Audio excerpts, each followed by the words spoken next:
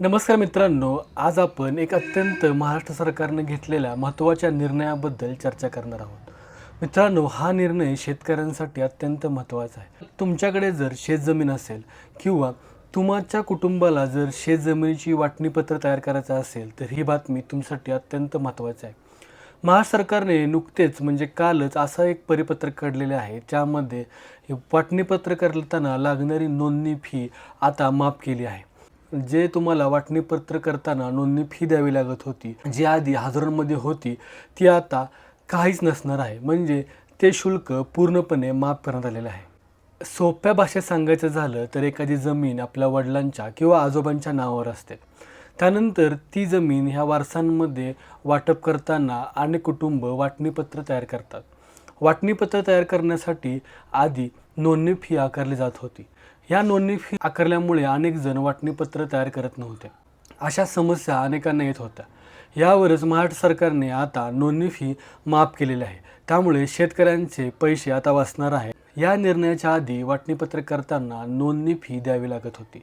पण 23 जून 2025मध्ये सरकारने एक अधिसूचना काढली आणि शेतजमिनीची वाटणी जर कुटुंबामध्ये किंवा सहधारकांमध्ये होत असेल तर नोंदणी फी लागणार नाही असे सूचित केले. पण इथेच एक गोंधळ निर्माण झाला.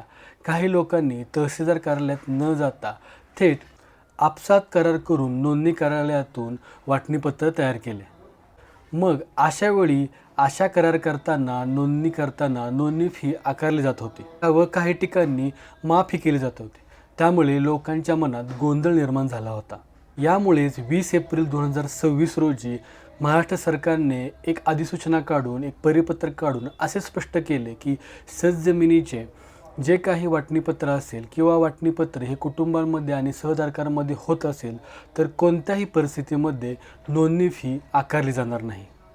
तसेच तुम्ही महाराष्ट्र जमीन महसूल कायदा 1966च्या कलम 85 अंतर्गत जरी प्रक्रिया पूर्ण केली नसेल तरी तुम्ही वाटणीपत्र तयार करत असाल तरी तुम्हाला नोंदणी फी लागणार नाही. थोडक्यात सांगायचं झालं तर कुटुंबातील किंवा सहधारकांमधील जी काही वाटणीपत्र असतील त्याला आता नोंदणी फी लागणार नाहीत. पण मित्रांनो, इथे एक समजून घ्या, जर ते व्यावसायिक व्यवहार असतील तर नोंदणी फी नक्कीच लागणार आहे. ही माहिती अत्यंत महत्त्वाची आहे, कारण ही माहिती माहीत नसल्यामुळे अनेकांना पैसे भरावे लागतात आणि अनेकांना अनावश्यक खर्च येतो.